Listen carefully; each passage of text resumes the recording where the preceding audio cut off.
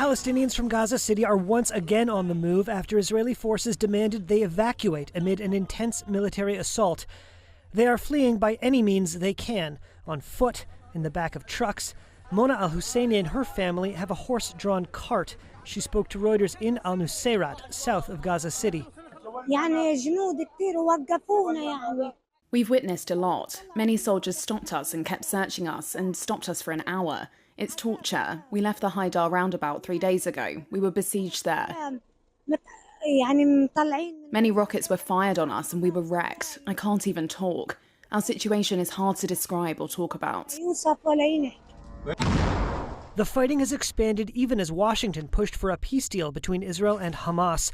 Hamas says a heavy Israeli assault on Gaza City this week could wreck efforts to end the war, just as negotiations have entered the home stretch. Residents of Gaza City say this week's assault is comparable to the fiercest battle of the war.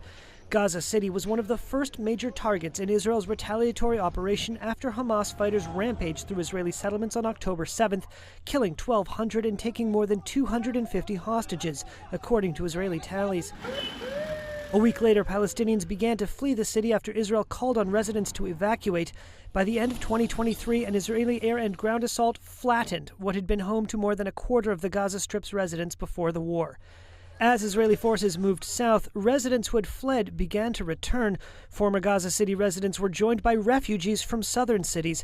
But Israel says Hamas fighters returned as well, and residents such as Mona al-Husseini are again displaced.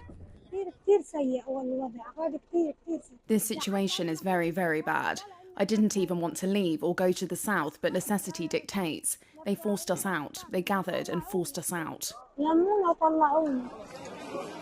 Israel's assault has killed more than 38,000, according to medical authorities in Gaza.